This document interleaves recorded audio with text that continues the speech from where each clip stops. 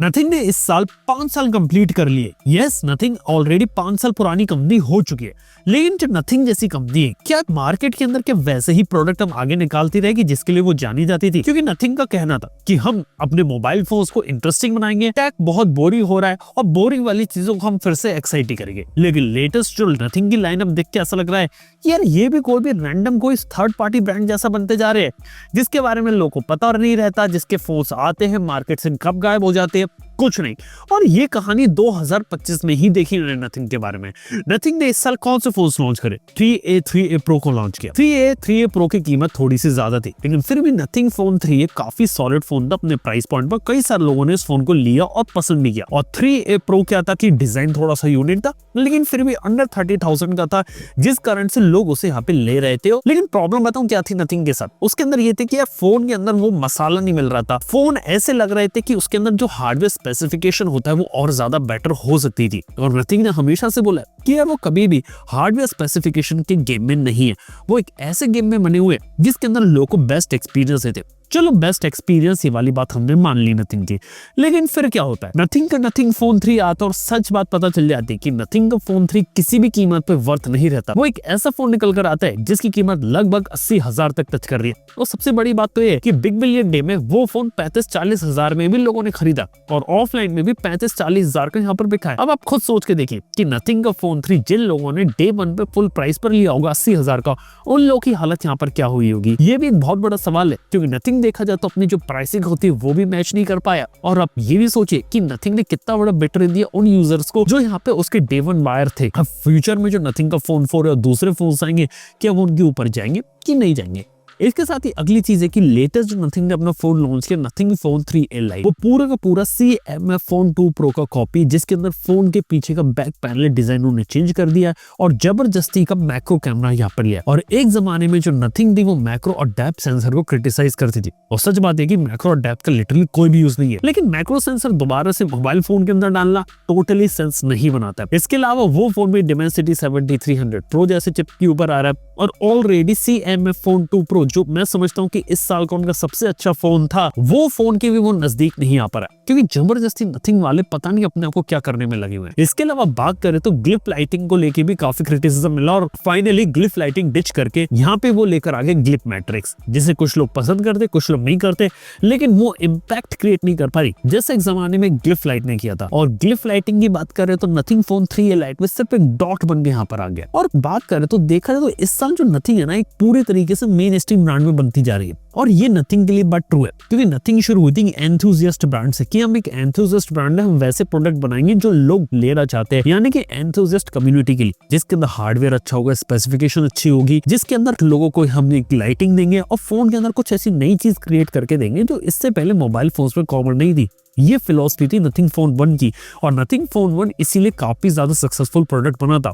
और आज भी कई सारे लोग ऐसे जो नथिंग फोन 1 को यहाँ पे यूज करते हैं। और हाँ, नथिंग फोन 1 का जो बिल्कुल एंड ऑफ लाइफ हो गई है वो आ चुकी है ऑलरेडी, और अब धीरे धीरे अपग्रेड सोच रहे हैं नथिंग के ऊपर या फिर किसी और फोन के ऊपर। और हाँ, सबसे बड़ी बात ये कि कोई भी अगर एंथुसियास्ट फोन अगर यहाँ पे बनाता है ना, तो यहाँ पे वो एक्चुअली में आने वाले समय में आपको बिट्रे करता है, क्योंकि एंथुसियास्ट कोई भी कंपनी होती है वो लॉन्ग रन में सक्सेसफुल नहीं हो सकती। और ये चीज पास्ट में बहुत सारी कंपनीज के साथ हुई है जिन्होंने एंथुसियास्ट को केटर करने के लिए अपनी कंपनी के प्रोडक्ट्स को बनाए थे। एक सबसे अच्छा एग्जांपल है OnePlus का। एक जमाने में OnePlus अपने आप को फ्लैगशिप कलर कहती थी। OnePlus कहती थी कि हम यहाँ पे मार्केट में अलग है, हम हार्डवेयर पे फोकस करेंगे, लिमिटेड फोन्स निकालेंगे और उन्हीं पे हम ज्यादा से ज्यादा हिट रिलाई करेंगे। लेकिन फिर क्या हुआ? एट द एंड धीरे धीरे OnePlus एक पूरी तरीके से मेन स्ट्रीम ब्रांड बनती चली गई, नॉर्ड निकाल रही है, मल्टीपल फोन्स निकाल रही है। और जहां एक जमाने में OnePlus साल में 1 या साल में 2 फोन निकाल देते, अब हर 2-3 महीने में एक फोन उनका आ जाता है। ये भी एक चीज है। और आप देखिए कि कैसे OnePlus था, ऐसे ही एक जमाने में पोको था। पोको कहता था हम फ्लैगशिप कलर है, हम काफी अच्छी स्पेसिफिकेशन देंगे। पोको F1 के बाद वो फ्लैगशिप कलर की डेफिनेशन को रीडिफाइन कर रहे थे। उनके साथ क्या हुआ? ऐसे ही iQOO को देखिए,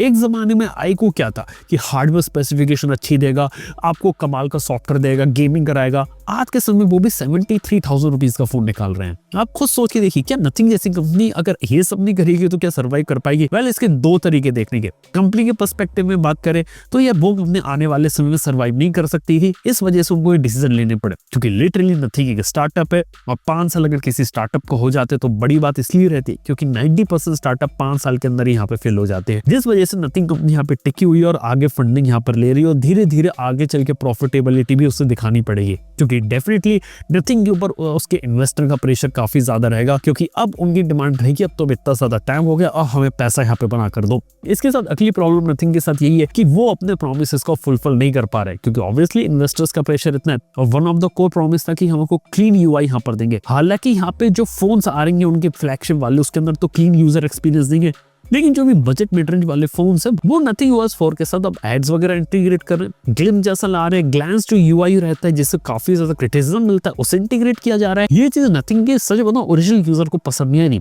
नथिंग को ना लोग इसलिए भी पसंद करते थे कि उसका यूजर एक्सपीरियंस काफी अच्छा था, क्लीन यूआई हुआ करता था, और ये चीज नथिंग वाले हमेशा कहते थे कि हमारा क्लीन यूआई है, बाकी कंपनीज यूआई को इतना ज्यादा क्लीन नहीं रखती है।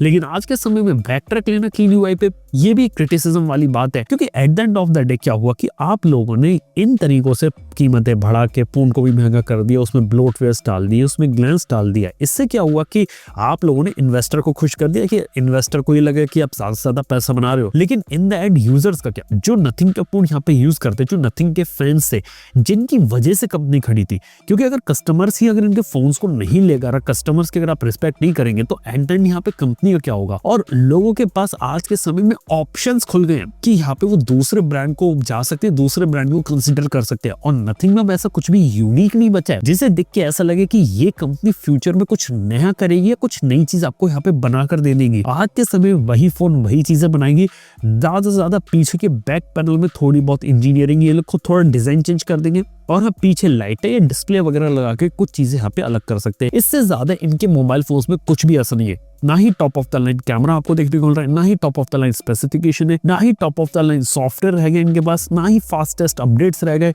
इनके फोन में कुछ भी ऐसा यूनिक फीचर नहीं रह गया जिसके लिए कंपनी पहले जानी जाती थी, ना ही इनके फोन्स का हाइप उस लेवल का होता है जैसे हाइप नथिंग फोन 1 का था। ये बात भी आपको समझना है। इसके साथ और प्रॉब्लम बताऊं नथिंग के साथ क्या है कि यहाँ पे दूसरे ब्रांड बहुत अच्छा धीरे धीरे परफॉर्म कर रहे हैं, जैसे कि आईकू जैसा ब्रांड सही फोन निकाल देता है, वीवो जैसी कंपनी के भी काफी सही फोन आ जाते हैं और इस वजह से वो कंपनी काफी अच्छा परफॉर्म कर रही है मार्केट में। यहाँ तक की बात करें तो लावा जैसी कंपनी जिसे अक्सर क्रिटिसिज्म मिलता है कि फोन अच्छे नहीं थे, 2025 में उस कंपनी ने बहुत जबरदस्त फोन निकाले। फोन के अंदर उसने बात रखी कि आज भी लावा के बिल्कुल ही बजट फोन में क्लीन यूआई देखने को मिलता है, ब्लोटवेयर नहीं डाल कर देते, और ये इतनी बड़ी बात है 10,000 रुपए की रेंज में हर दूसरी कंपनी फोन में ब्लोटवेयर डालती है, लावा का न डालना बहुत बड़ी बात है। इस वजह से मैं कह रहा हूँ कि लावा जैसी कंपनी धीरे धीरे अगर प्रोडक्ट सही निकाल लेगी, सॉफ्टवेयर सही रखेगी, अपडेट पे काम करेगी, बहुत आगे अच्छा कर सकते हैं। इवन उनका अग्नि 4 भी देख ले, ये नथिंग के जितने भी फोन आए ना इस साल 30,000 रुपए के नीचे, उसमें से काफी अच्छी वैल्यू तो आपका लावा अग्नि 4 यहाँ पे प्रोवाइड कर रहा है, ये भी एक बात है। वेल, ये कुछ चीजें है ना नथिंग को यहाँ पे जानने की सच में जरूरत है। और देखा जाए तो मैंने पहले ही बोला था कि नथिंग जैसी कंपनी ग्लिफ इंटरफेस डिच करेगी और एक proper main stream phone brand बनेगी, और यही चीज हुई यहाँ पे। नथिंग कंपनी ने ग्लिफ लाइटिंग भी डिच करी है, ग्लिफ मैट्रिक्स पर आई है, मैं कह रहा हूँ कि आगे चल के ग्लिफ मैट्रिक्स भी डिच करेगी,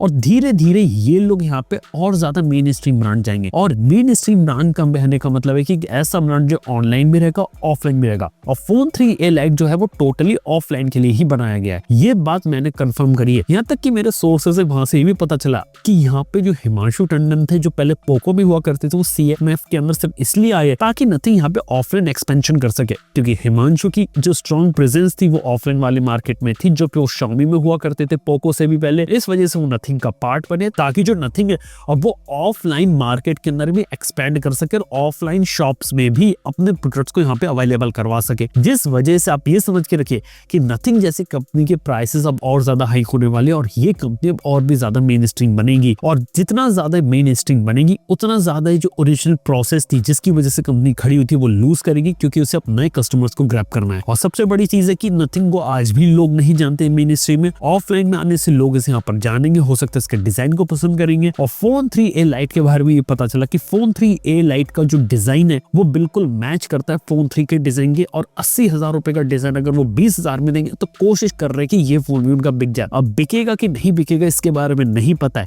लेकिन इन द एंड मैं ये समझता हूँ कि लोगों को एक डिजाइन से ज्यादा एक अच्छा यूजर एक्सपीरियंस देने की जरूरत है और लोगों को एक बेटर प्रोडक्ट देने की जरूरत है। जब तक कंपनी इस बात को समझेगी तब तक मार्केट में चलेंगी, लेकिन अगर प्रोडक्ट की क्वालिटी खराब रख के आप उसे जबरदस्ती ओवर प्राइस बेचोगे तो चीजें नुकसान कर सकती है। इवन मैंने नथिंग के साथ एक और बात नोटिस करी कि नथिंग वाले अब धीरे धीरे अपने आप को मेन स्ट्रीम तो बना रहे हैं, लेकिन अपने फोन्स की कीमत ज्यादा रखते हुए जा रहे हैं और नथिंग को बोल रहे हैं कि हम एक प्रीमियम ब्रांड है। ये बात आपने नथिंग फोन 3 के साथ तो देखी है, और हर बार नथिंग का ना ये एक रीजन रहता है कि अब मार्केट में फोन बनाने की कॉस्ट ज्यादा हो रही है, मेमोरी चिप्स एक्सपेंसिव हो रही है, अब हम आसानी से प्राइसिंग में फोन नहीं बना सकते, ये सारे रीजन है। लेकिन सच बताऊं ये रीजन ना मेरे को अभी तक समझ में नहीं आया कि यार कंपनी रीजन तो यहाँ पर देते कि फोन के कंपोनेंट यहाँ पे इंक्रीज हो रहा है, प्राइस इंक्रीज हो रहा है, लेकिन क्या सिर्फ एक ही कंपनी के लिए इंक्रीज हो रहा है क्या फोन का प्राइस? क्या दूसरी कंपनी से मार्केट के लिए में उनके लिए इंक्रीज नहीं हो रहा? क्या पोको के लिए इंक्रीज नहीं होता? क्या आइको के लिए इंक्रीज नहीं हो रहा प्राइस? क्या मोटोरोला के लिए इंक्रीज नहीं हो रहा? सबसे बड़ा एग्जांपल लावा के लिए इंक्रीज नहीं हो रहा प्राइस। लावा ने क्या किया कि ब्लोटवेयर्स भी नहीं दे रही,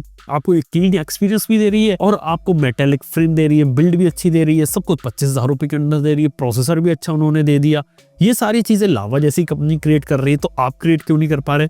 सच बताऊं जब भी कंपनी इस तरीके की बातें करती है कि ये फोन की कीमत हम इंक्रीज कर रहे हैं तो हमारे लिए थोड़ा मुश्किल हो रहा है फोन को डिलीवर कर पाना, तो इन दैट बात ये रहती है कंपनी ने डिसाइड किया अब हम वॉल्यूम पे नहीं खेलने वाले, अब हमें ज्यादा पैसा बनाना है और ज्यादा पैसे बनाने के लिए हमने मोबाइल फोन की कीमत कर दी है ज्यादा। अब तुम हमारा मोबाइल फोन खरीदो और हम ज्यादा पैसा बनाएंगे। यही सिंपल सी चीज यहाँ पे चल रही है और मेरे हिसाब से यही एक आगे चल के प्रॉब्लम क्रिएट कर सकता है नथिंग के साथ। अगर नथिंग ज्यादा मेन स्ट्रीम ब्रांड जाएगा, ज्यादा पैसा बनाने की कोशिश करेगा और अपनी कोर वैल्यूज को भूलेगा, कोर ऑडियंस को भूलेगा, तो शायद लॉन्ग रन में उसे जो रिकरिंग कस्टमर्स मिल रहे थे वो देखने को ना मिले। क्योंकि सच बात बताऊं स्मार्टफोन इंडस्ट्री किस डायरेक्शन मूव कर रही है, स्मार्टफोन इंडस्ट्री अब इस डायरेक्शन मूव कर रही है कि फोन्स अब इनके कम बिक रहे हैं जैसे कुछ साल पहले तक बिका करते थे, और हर साल जो शिपमेंट होता है वो पिछले साल की तुलना में थोड़ा सा कम बिक रहा है। और जहां पे कंपनीज के मोबाइल फोन अब ज्यादा बिकना शुरू हो रहे हैं वो हो रहे हैं महंगे, जिस वजह से EMI की स्कीम का बेनिफिट उठाया जा रहा है, जिस वजह से एप्पल जैसी कंपनी यहाँ पर बना रही है।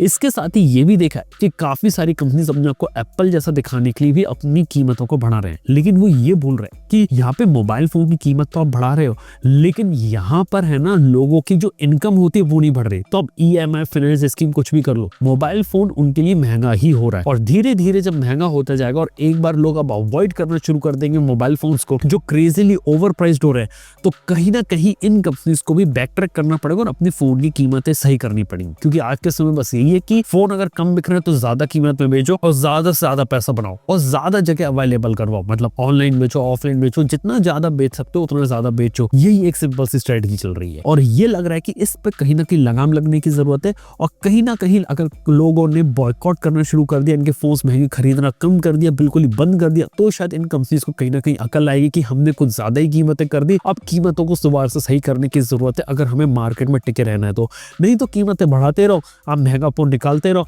लोग जब उसे लेंगे नहीं अपने आप अकल आएगी। यही मैं कहना चाहूंगा नथिंग के बारे में। अगर नथिंग वाले इसी लाइन में आगे बढ़ते रहेंगे तो जो अपनी कोर जो ऑडियंस थी जो उन्होंने अट्रैक्ट करी थे पिछले 4-5 सालों में, उसे वो भूल जाएंगे और फिर ये भी एक रेगुलर ब्रांड बन के रह जाएगा जो नॉर्मली यहाँ पे काम करता है। मेरे हिसाब से इन्हें सोच समझ के काम करने की अभी भी जरूरत है और 2026 के अंदर अगर इन्हें कुछ कमबैक कर ले, कुछ सही प्रोडक्ट निकाले जैसे मार्केट में इनका पॉजिटिव वर्ड ऑफ माउथ बन जाए, तो कंपनी काफी अच्छा कर सकती है। एल्स फिर कालपे के साथ बात यही है कि दूसरे कंपनी के फोन को रिव्यू करते रहो और उसी के साथ कंपेरिजन करके अपने फोन्स को यहाँ पर बेचते रहो।